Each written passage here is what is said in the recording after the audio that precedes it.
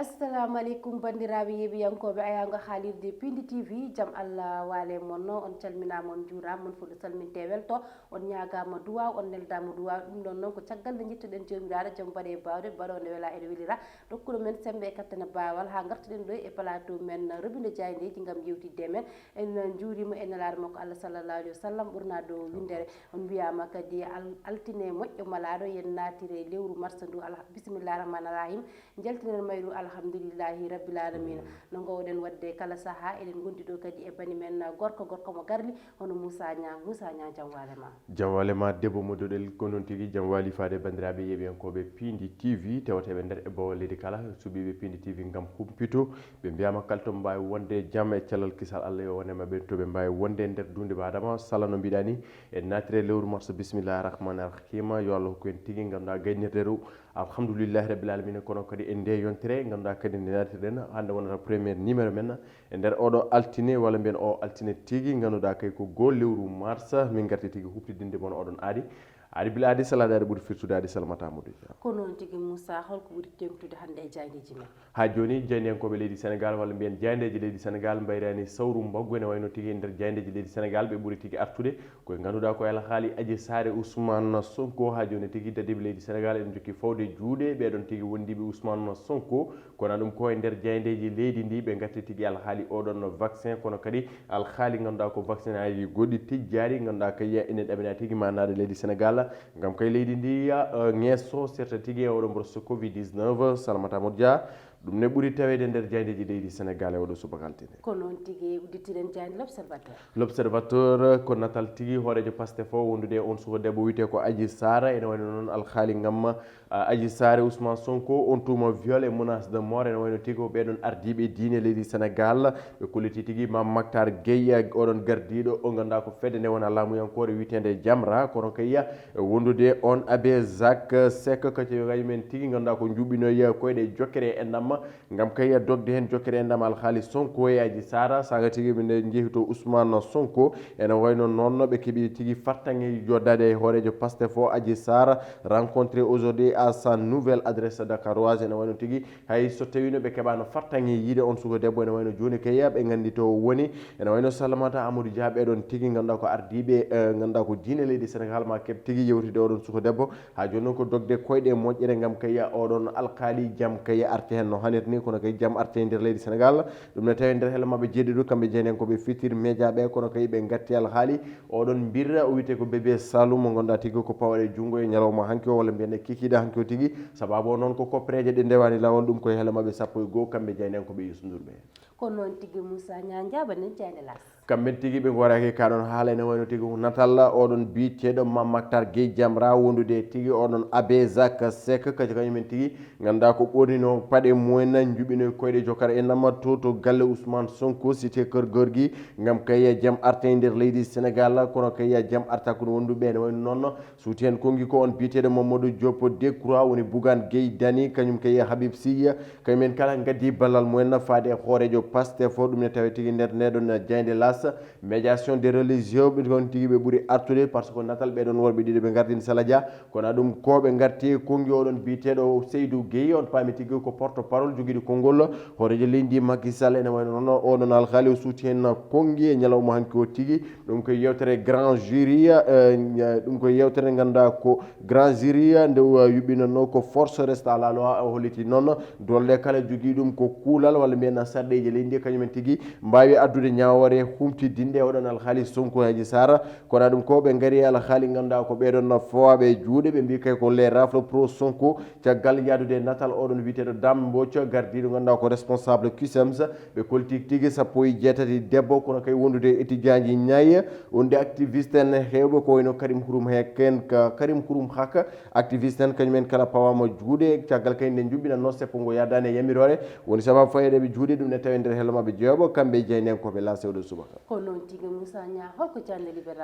libération ari koye natalla ɓeɗon tigi faaɓe juuɗe ɓe gardini tigi ko natal Karim Xurum Haka wondude Dambodj ene wayno ɓeɗon le G20 décrété une journée noire ɓeɗon kala ganduɗa ko wondiɓe Kissems walla mbiyenna wondiɓe Dambodj kolliti tigi jadata hen saabu noon ganduɗa ko faweydeɓe juuɗe oɗon neɗɗo mabɓe Dambodj ene wayno noon ɓe kolliti mettere mabɓe ñañere no hannirta ni ha joni ene jokki fawede juuɗe ɓeɗon wondiɓe Ousmane Sonko ɓe kolliti tigi ganduɗa ko capannayyo e jeeɗiɗo ɓeɗon tigi darininoɓe Ousmane Sonko kañumen tigi mbaɗa hande placé en garde à vue tuggude ñalawma aljuma ha faade aset ene wayno noon ɓeɗon ko oɗon intervalle jagga koye aset tigi wonnode ɓe jagga to ganduɗa ko place de l' indépendance nde juɓinanno seppugol da lawol sala dia libération ardini ko natta ɓeɗon kala ganduɗa kayya ko étudiant ji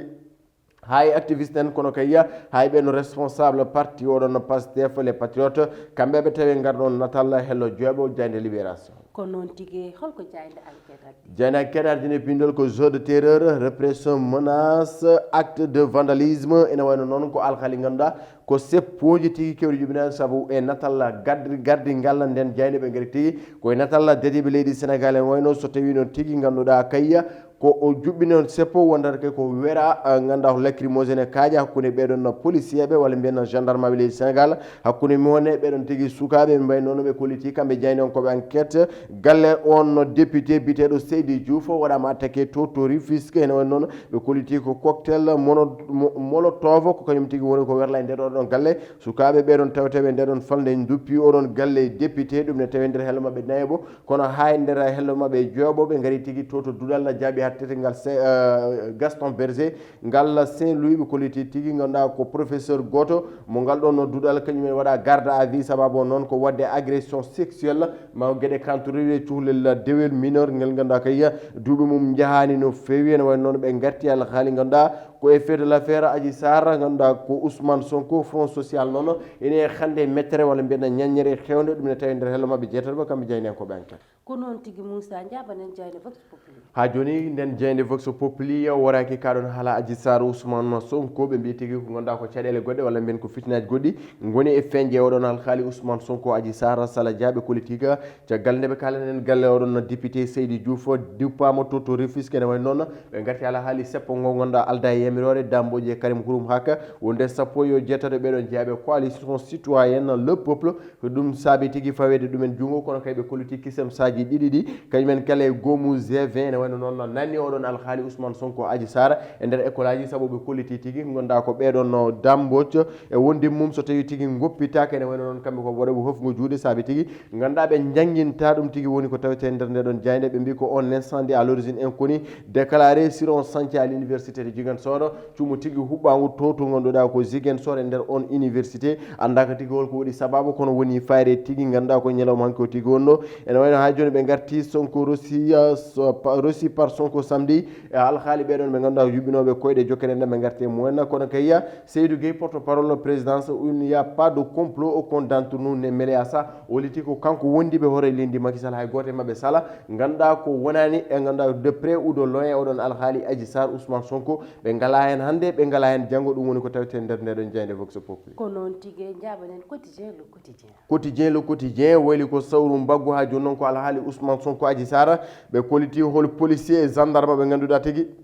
ene tuuma tigui wondude ganduɗa ko oɗon Ousmane Sonko woni sababu ganduɗa ɓeɗon kala mbaɗama to brigade prévôtale ene woni noon sababu o ko teskede walla mbiyen ko tumede ɓe ganduɗa ko haɓe gonde oɗon Ousmane Sonko ko policier goto wondude gendarme ene wayno noon ɓe kaali haala ganduɗa ko policier ji goɗɗi ɗi ganduɗa kay nena mbatta haqqille saabu tigui teskede walla mbiyen tumede ɗumen ganduɗa ene gonde Ousmane Sonko ɗum ne tawe nder ndeɗo jayde quotidien le quotidien kono jayne koɓe majjambal ɓe goraki alhaali Dambodj wondude sappo e jeenayi ɓen ganduɗa ko waɗaɓe interpellé fawaɓe junggo e goɗon seppo ngo alda yamirore ndeɗon jayde nonde woyirno kala e altine en tawi nder hello mabɓe tatabo ɗum ko wiyete le lundi de Madiambal Diagne oɗon joman ndeɗon jayde o ko le manifeste de 102 impostures ɗum ne tawi nder ndeɗon jayde ko chronique Sala Diamo Madiambal Diagne heewi wadde kala e altine ganduɗa koye nder nde jayde ko noon tigui Moussa Nia holko Diagne le Soleil wi Diagne le Soleil wi ko caggal nde ganduɗa leydi Sénégal heeɓi ganduɗa ko 200 000 doses ganduɗa ko ɗiɗon oɗon vaccin biteɗo Sinopharm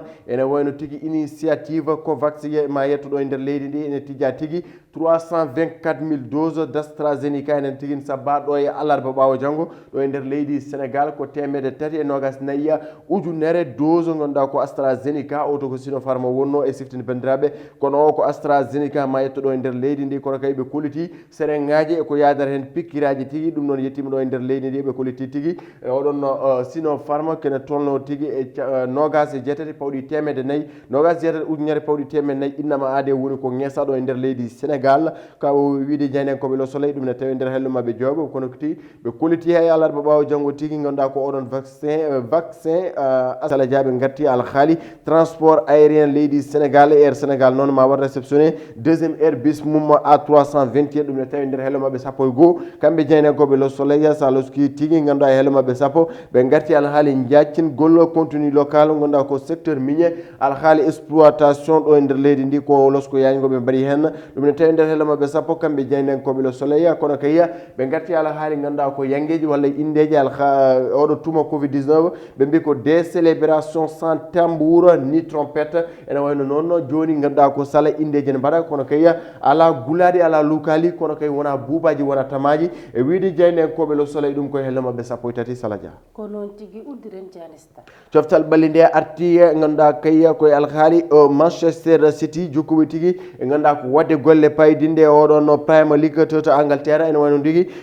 ñalawma hande o Salamata Amadou Dia Manchester City hakkude mum e Manchester United ko toɓɓe sappo e ɗiɗi tigui woni ɗon ha joni noon ko kamɓe les citizen gardi tigui oɗon ganduɗa ko Premier League to Angleterre ɓe garti tigui ganduɗa koye natalla gorko mo leydi Sénégal peto to Napoli wiyete ko Kalidou Koulibaly ngal potital mabɓe hanki kono kay ɓe garti ha joni oɗon Club to leydi Allemagne ene wayno ko Bayern Munich ɓe mbi ko le Bayern offre 30 milliards pour Koulibaly ene wayno noon ha joni Bayern Munich yidde mum ine gorko mo ganno Kalidou Koulibaly ɓe koliti tigui aɓe jogui pellital ƴettude 30 milliards copreje CFA wadde oɗon gorko kono ha joni tigui ɓe pamodirani e ganduɗa ko De Laurentiis ko gardiɗo Napoli ha joni noon ko galɗon kaldigal woni hakkude ɗiɗon clubaji ɗiɗi ko wamma ɗum ko sala ɓe gaari e natalla oɗon 10 mo l'épopée 2002 10 mo équipe nationale leydi Sénégal on paami tigui ko ganduɗa ko Halilou Fadiga international sénégalais la logique c'est que la CAF soit l'étendard sénégalais o holiti tigui e juɓɓudi CAF ene hani tigui gorko mo leydi Sénégal arda ɗum ha joni noon koye pele campagne ɓe goni gam kay maître Augustin Senghor heɓa hooreje nguɗon gomu CAF Sala Dia ɗum woni ko tawete nder kelle gadane jeydeji leydi Sénégal e o subaka altine go lewru mars ko noon tigui Moussa Niang Allah jarama gasi ha laaɓi kaɓeruji men roɓine jaydeji garannon men hannde oɗo subaka joni jaɓanten ko toɓɓe men ɗiɗe carika walla mbiyen divers men moon hannde yaari ko e koyɗe ɗe ganduɗa ko jokkere endam ɓeɗo dilloɓe to banggue diine walla ardinaɓe to banggue diine woni oustas Gueye e gondiɗo mum Seck kamɓe ɗe ɓe jehino toon to Ousmane Sonko gam yewtidde e mum e ñifde haala wonko hakkude makko e Adji Sarr ha wiya wonde ko complot politique ɓene kaala ɗum ɓene kaala ka ɓene jaggue ɓene nanne ɓene goppe ko ha ɓene mbaɗa manifestation ngaji hunde ni duppe kamɓe noon ko ɗum umminnoɓe gam ñifde kan ɗon haala wadde jokkere ndam ɓe keeɓi yatto Ousmane Sonko ɓe cuwa yettade Adji Sarr kono aɓe gandi kam oɗo instant hoto Adji woni e hortoɓe tawoyta ɗum heddoto ko beele mami jetta Adji walla jettata ko Adji ɗum ko ha yesso walla ko wawi wonde foof ma artoy e kabaruji men ko heddi ko to banggue to éducation sen mbi banggue éducation wonɓe ganduɗa ko enseignant ji ko jaggaɓe e nder ɗum heddiɓe jangguinoɓe mbi kañumen ko waɗoɓe hofgo juuɗe mumen beele ma jaggaɓe ɓe ɗacciri beele so tawi ɓe nanni hen systéme éducatif o ɓe nanni hen jangde nde watta probléme to banggue jangguinoɓe walla tardinta hitande nde eɗen gandi ɗiɗo duuɓi battidiɗi foof jangde Sénégal koko tardi no fewi guine waɗi caɗele so tawi kadi kaɗo haala ina heɓɓori kadi nattinede hen jangde nde mbiɗa sikki ɗo faya ɗo fewani kadi ma jangde nde tardu kadi ma sukaɓe kañumen tan pertata hen ɗum noon wadde ko hunde nde ganduɗa koko foti ƴewtede walla koko foti haalede guila e law haala ka ñife walla peeje goɗɗe ƴette beele kam jangde nde wasa nadde hen ha Moussa inchallah ko noon tigui no mbiɗani ko noon systéme éducatif o foti hade nannede kaɗon haala saabu politique o ko haaju mum yahata kono jangde ko avenir leydi ndi saabu tigui ɓen sukaɓe hande janggoɓe goni avenir leydi ndi ɓen sukaɓe wonɓe hande nder ɗeɗon duɗi goni ganduɗa ko yakare leydi ndi janggo e jaam kono a haali tigui ganduɗa jangde leydi leydi Sénégal e ɗiɗo dumunaji fof wonano tigi ko yaari noon saabu e hitande ɓennude nden teskama tigi ganduɗa ko covid 19 wayli ɗum koto kitali ɓennude teskama ko grève aji répétitif débrayage uji ganduɗa kay fuɗɗima tigi ganduɗa ko wadde effet nder ganduɗa wadde répertorié nder jangde leydi Sénégal koma ɗum ko ari ganduɗa ko toɓɓere adaninde ene hani tigi mawɓe soɓe gone leydi dogde ɗeɗon pele ganduɗa ko yabbude ɗeɗon koyɗe ganduɗa ko ɓonade paɗe mumen jokkoyde e ndam woni sababu Abézac Seck no mbiɗa ni kanko tigi Mame Mactar Gueye yaade to galle Ousmane Sonko gam kay yettinde walla mbiyanna ɗaɓɓude koyɗe jokkere ndam gam kay jaam arte leydi saabu eɗen gandi Sénégal ko ni jokkere e ndam e jaam ganduɗa ko kisal ɗum tigi woni ko tawete nder ndiɗo leydi saabu yimɓe tesko kala leydi ndi dilluno seeɗe oɗon ganduɗa ko yo yurmede Allah wone makko yo ganduɗa ko yo Allah waɗen tas e leer makko woni Mame Abdou Aziz Sy Dabakh Malick ko noon tigi waɗano o nodda média walla mbiyan o daro o nodda jomumen ɓe so tawi ko étudiant ji walla so tawi laamu ngu o welditan ɗumen jaam jokko leydi ndi saabu so wiyama pays de la teranga sala jamne hani duuma ɗo vraiment ko ɗum noon woni ganduɗa yimɓe ñaguete yo jaam duumo gummo e oɗo épisode mo ganduɗa vraiment haqqillaji men kawji eɗen jogui gueɗe kewɗe ɗe poɗɗen wadde taw wona ɗum ɗo vraiment salamata Modou Dia ko noon tigi Moussa Nia yalla ɓoyno sutura ko ɗum taw woni ko wiyete ko gasi ha laaɓi kabaruji men roɓiri janiji garannoɗi men hannde oɗo subaka goo lewru mars hitande ujunnaji ɗi e nogasi goo en jetti en jarni caméraman uji men ɗi hani e montoraji men ɗi no gowɗon wiide kala saaha nde tawno kala ko fewata hen ko kamɓe mbaɗata ɗum ɗon onon yeeɓiyankoɓe ɓene on ñagama yafuya kala nene jiiɗon hen ko fewani saago amen ko weltinde moon e addande moon kabaruji ɗi tan no hannirta ni en kono wona goɗɗum ha saaha goɗɗo inchallah walla ha janggo so Allah jaaɓi e roɓiri janiji men kisi so Allah jaaɓi on jarama